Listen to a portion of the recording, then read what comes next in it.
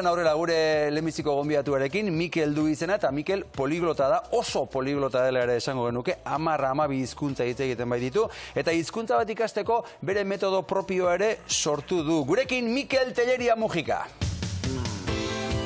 Arratsaldeon, Mikel. Ongi etorri. Eskerrik asko. Mikel, hasiko gara hortik, poliglota eta hiperpoliglota. Noiz da poliglota eta noiz hiperpoliglota? Poliglota baten definizioa da, lau hizkuntza edo gehiago hitz egiten ditu norbait. Eta hiperpoliglota bat, duela gutxi arte ez nekien zer zan, baina da, 6 hizkuntza edo gehiago hitz egiten dituen norbait. 6tik gora beraz hiperpoliglota da. Hori da. Oso ongi. Zuk zenbat hizkuntza dakizkizu? Egunen arabera, baina 10-12 esango nuke. 10-12 esango zenuke? Egunen arabera, batzutan 10, bestetan 12. Ez denak maila berdinean, eta batzuk denbora bat uzten baditut erabili gabe, pixkat erdu duten dira, baina gero rekuperatzen ditut, behar ditut danean. Hizkuntzak erabiltzen ez badira, erdoiltu egiten dira. Ez da hor dago, ahoskeran batez ere, muskulo batzuk muitzen dituzu, ez dakiz zer dan. Baina bolara luze batez, ez badezu hizkuntza bat erabiltzen, gertatzen zaizu, zuri ere bai? Asko, bai. Denbora asko egonezko hitz egin gabe, egia da gero bueltatzen dela, ez da era bat ahazten, berriz aukera balima dezu erabiltzeko, bueltatzen da eta lehengo mailara itzultzen zea, baina egia da egonezko 6 hilabete, urtebete erabili gabe, gero asko kostatzen dela. Orduan, netzako garrantzitsua da praktikatzea eta ez ustea erdoiltzen. Izenatuko ditugu 12 hizkuntza horiek zein diren, ondo baderitzozu? Hasiko zara esaten osatzen dugun 12koa. Nire 10 hizkuntza euskera dela, gaztelera, ingelesa, frantsesa, alemana, portugesa, italiera, errusiera, ukrainiera, poloniera, rumaniera, zenbana? Eta nederlandera, falta zaizu, hori da, baita. 12garrena. 12garrena. Badira 12, bada zerbait. Eta noiz dakizu hizkuntzat noiz menderatu duzun edo, listo. Hitz egin, esan dut. Ez dut esan nahi denak menderatzen ditudanik, edo azterketa bat pasako nukenik, edo... Komunikatu, ez da? Baina bai, film bat ikusi, edo telebista ikusi, edo liburu bat irakurtzeko, edo konversazio bat izateko bai, naiz.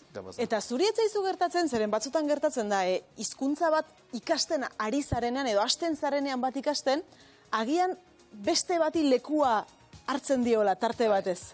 Bai. Eta hori ebitatzeko nik rutina bat erabiltzen dut, hizkuntza guztiak ez igual egunero, baina nahiko sarri denak pixka bat praktikatzeko. Hori egiten duzuzuk? Bai, daukat ja nire asteko rutinan jarrita ordu batzu dedikauta bakoitzari ez ahazteko. Baina seguru, hainbeste hizkuntza erabiltzeko hor gaitasun berezi bat dago. Musikariak gaitasun berezia daukan bezala, beste kontu bada, gaitasunarekin bakarrik ez dela ezer lortzen, da gero hor garatu egin behar dela zeo zer, baina edonor ezin da iritsi 12 hizkuntza ikastera. Hori asko entzuten dut eta ez nago ados. Nik uste gehiena dela praktika, erabiltzea. Gaitasun berezirik ez dago. Inor baina azkerragoa edo ez da holako ezergatik. Ordu asko sartu ditudalako. Eta ordu asko sartu dituzu, 12 hizkuntza horiek momentu honetan, esan bezala komunikatzeko gai ikusten duzu, zure burua, zure kabuz ikasi dituzu hizkuntza denak? Nola izan dau? Danak ez, baina gehienak esango nuke baietz. Eta baduzu zure metodologia bat, ez da? Bai, hori da. Zer tandatza?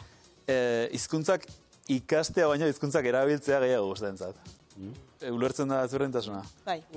Nei liburu bat jarri eta gramatikako ariketak egitea eta hori dena, ez zait inoiz gustatu eta jende gehienari uste ez zaiola gustatzen hori. Baina ez da beharrezkoa momenturen batean hori ere egitea? Ez dakit galdetu egiten dute? Nere ustez ez. Nere ustez hizkuntza bat ikasteko moduik hoberena bi arrazoigatik da erabiliz. Bi arrazoigatik ze bat hobeto funtzionatzen du. Sartzen duzun orduko gehiago ikasten duzu erabiliz, betiko gramatika eta arauak ikasten eta hori dena egiten baino. Eta aparte, askoz errezagoa da zure burua jartzea ikasten, ikasteko egiten dezuna, balimada zerbait, gustora egiten dezuna, eta ez lan gehiago. Eta lotza? Hizkuntza bat, justu zabiltzanean, lotza hori sentitu duzu? Begira, ni berez nahiko lotxatien ez gauza gehienetako, baina justu horretarako, Lotzagabea. naiz da gaizki hitz egin, edo oso gutxi hitz egin, beste batzuk zerrenda hortan ez daudenak ere jarriezkio hitz egiten ditut, gutxi gora bera, oso gaizki, baina hitz egiten ditut, ez diralako lotxaik ematen. Eta hori da, netzako gauza garrantzitsuenetako bat, ez izatea bildur hori, akatsak egingo ditut, ze pentsatuko dute, dakizuna esatea, eta horrekin modatzen zea. Eta ikusten badute hitz egitenko behintzet konfiantza hori dezula eta hitz egiten dezula, nahiz agaizki hitz egin, beraiek ere hitz egiten dizute, orduan konfiantza gehiago hartzen duzu, eta gaina konversazioak jarraitzen du, orduan praktikatzen duzu, eta geroz da gehiago praktikatu, gehiago hobetzen duzu, azkarra hobetzen duzu. Beraz, zure metodoa erabileran oinarritua dago, eta erabilera hori bermatzeko ze ariketa mota egiten dituzu, edo nola erabiltzen duzu hizkuntza bakoitza? Bi gauza nagusik egiten ditut. Bi gauza daude landu beharra, ulermena eta hitzeia. Ulermenerako gehiena egiten dutena da hiztegia ikasi, hitzak ikasi, hasita hitz ohikoenetatik, gehien azaltzen dinetatik, eta gero zuzenean zerbait interesgarria bilatu, eta irakurtzen, eta entzuten hasi. Telebista ikusten, podcastak entzuten, irratia, eta hori da ulertzeko. Hitzak ikasi, eta entzun, eta irakurri, ulertu arte. Eta hitz egiteko, hitz egitea dagoena, azkenean. Ondo hitz egiteko, hitz egin behar da asko. Eta aurreneko bildur hori kentzeko, edo, ez badakizu zer esan ezin duzu hitz egin, baina eginezkeo zerrenda bat normalen hitz egiten dituzun gai nagusiak. Eta ze kontestutan hitz egiten duzun jendeakin. Eta bakoitzerako, balima duzu, kontestu horietarako, gai horietarako, esaldi zerrenda bat, ja prestatuta. Ze esan nahi duzu, kontestu bakoitzean, gai bakoitzetaz. Eta esaldi horiek ikasi, altuan errepikatu, itzulpen arabiltzen dut asko baita, euskeratik edo inglesetik, inglesera erabiltzen dut baita lanerako, baina hizkuntza berrira itzultzea eta gero begiratzea ondo itzuli duten edo ez. Eta behin da berriz egin, altuan esan ez egin, eta ja, naizenean, 150, 200 esaldi altuan esateko kapaza, memoriaz, ja naiz kapaza, konversazio minimo batzuk izateko. Eta hortik ja, esaldi gehiago ikasi, gehiago hitz egin. Eta hori da. Modu naturala esango nuke ikasteko.